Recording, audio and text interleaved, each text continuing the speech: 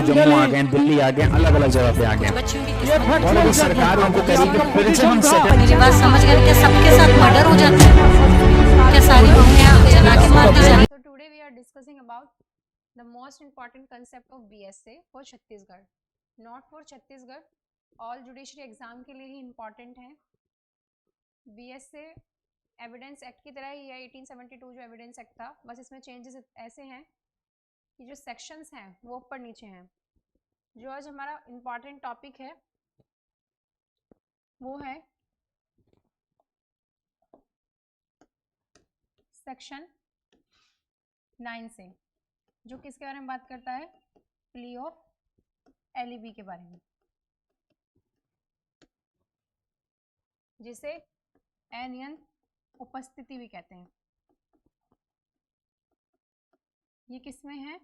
BSA 2023 में। यही same जो था इंडियन एविडेंस एक्ट 1872 के सेक्शन किसमें था?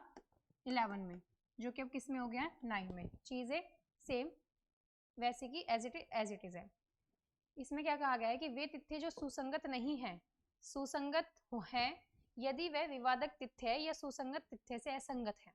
दूसरा, यदि वह स्वयं या अन्य तथ्यों के सहसंग में किसी विवादक तथ्य या सुसंगत तथ्य के अस्तित्व अनास्तित्व को अत्यंत अधिसंभाव्य या अधिसंभाव्य बना देते हैं।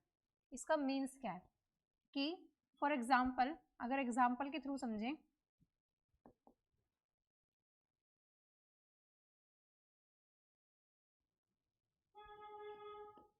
ए पर्सन है और ये कौन है? बी। अब ए पर्सन जो है ये कौन है? एक्यूज्ड। कौन है? एक्यूज्ड। अब एक्यूज्ड जो है, burden of proof, plea of alibi में बर्डन ऑफ प्रूफ जो होता है, बर्डन ऑफ प्रूफ ये हमेशा किस पर होता है? ये एक्यूज्ड पर होता है कि वो प्रूफ करे कि वो उस जगह पर नहीं था। फॉर एग्जाम्पल कि ए जो है वो एक्यूज्ड है, इस पर ए पर क्या है? ए पर एलिगेशन है कि उसने क्या किया है? बी का मर्डर किया है।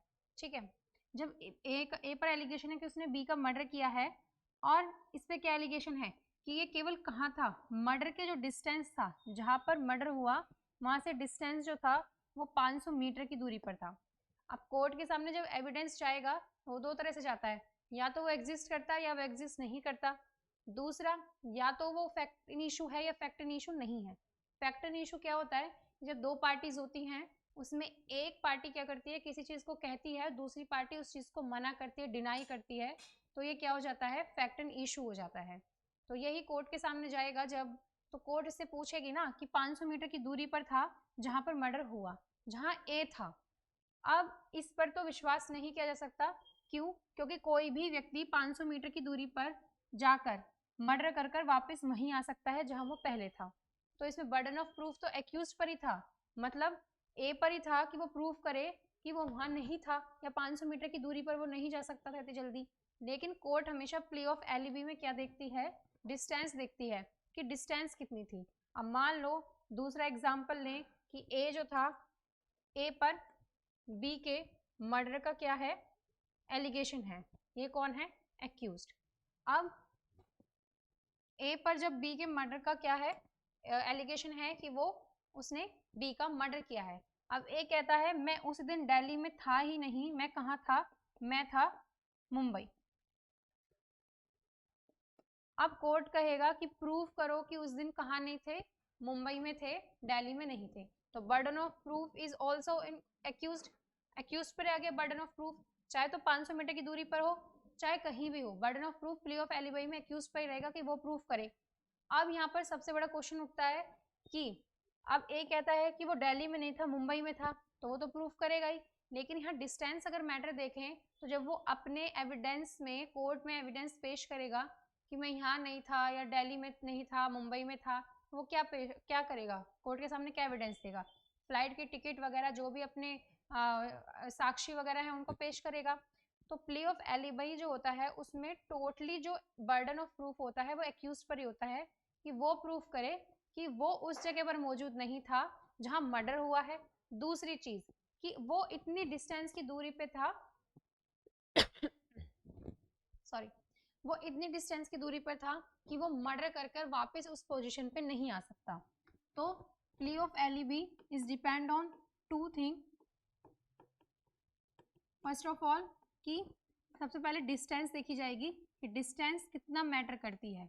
500 मीटर की दूरी पर ऑब्वियसली कोई भी इंसान अगर यहाँ से बत्रसिनीमत, अगर मान लो कोई भी इंसान 500 मीटर की दूरी पर मर्डर कर कर वापस अपने घर पे चला जाता है तो it means it is possible है, पॉसिबिलिटी भी ज़्यादा बढ़ जाती है कि हो सकता है उसने मर्डर किया हो। वो तो एविडेंस के थ्रू पता चलेगा कोर्ट में कि किसने क्या मर्डर किया है, नहीं किया, वो जितने भी होंगे चीज़ें। लेकिन सेकेंड चीज़ भी डिपेंड करती है कि बर्डन ऑफ प्रूफ तो एक्यूज पे है ही है, डिस्टेंस भी मैटर करती है। साथ के साथ ये भी देखा जाएगा कि जो एक्यूज है उसने क्या क्या अपने एविडेंस कोर्ट में पेश किए हैं। अगर मान लो वो कहता है कि मैं मुंबई में था, मैं दिल्ली में नहीं था, मैं मुंबई में था, तो वो मुंबई में जब था तो अपनी किन किन चीज़ों को वो वहाँ पर दिखाएगा कि ट्रेन की टिकट हो गई, फ्लाइट की टिकट हो गई, जहाँ उसने रूम्स लिए हैं वो चीज़ हो गई, या जितने भी हमने पेश कहा करे। तो एंड ऑफ द कंक्लूजन क्या हुआ कि प्ली ऑफ एलिबी में जो क्या होता है बर्डन ऑफ प्रूफ होता है वो एक्यूज पे तो होता ही है, साथ के साथ क्वेश्चन बहुत इंपॉर्टेंट बनता है इससे, प्ली ऑफ एलिबी से हमेशा आता ही है, हर स्टेट में आता है, छत्तीसगढ़ के लिए तो इंपॉर्टेंट है ही, हर स्टेट में आता है। 3 तरीके से बन सकता है। फर्स्ट ऑफ ऑल या तो दे देगा डायरेक्ट सेक्शन बेस की वे तिथ्य जो सुसंगत नहीं है, सुसंगत होते, ये किस सेक्शन में बोला गया है, तो सेक्शन 9। प्ली ऑफ एलिबी जो है वो किस सेक्शन में बोला गया है, इस सेक्शन 9। तीसरा दे देगा कि क्या दे देगा, तीसरा दे देगा इलस्ट्रेशन बेस। क्या दे देगा, इलस्ट्रेशन बेस।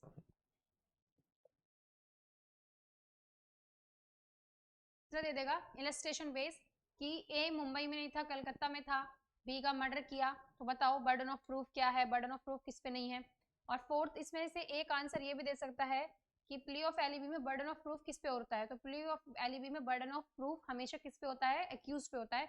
डिस्टेंस से कोई मैटर नहीं है, वो तो बाद में पता चलेगा कि 500 मीटर पर दूरी करके या 1000 मीटर की दूरी से मर्डर करके आया, नहीं आया, कितना टाइम लगा, क्या था क्या नहीं था, वो बात की बात है। लेकिन टोटली डिपेंड जो होता है वो एक्यूज पर ही होता है, और एक्यूज क्या ही करता है, एक्यूज ही उस चीज को प्रूव करता है, उस चीज पर देता है साक्ष्य कि हाँ उस दिन क्या हुआ था, मर्डर हुआ था या नहीं हुआ था। तो वो टोटली डिपेंड ऑन एक्यूज्ड। तो ये हमारा प्ली ऑफ एलिबी है। ये टॉपिक जो है मोस्ट इंपॉर्टेंट, जिसे कहते हैं ना मोस्ट इंपॉर्टेंट टॉपिक है, क्वेश्चन बनता ही बनता है इससे। सो आई होप एवरीवन की आपको समझ में आ गया होगा कि प्ली ऑफ एलिबी किसे कहते हैं। Thank you. Subscribe for more content.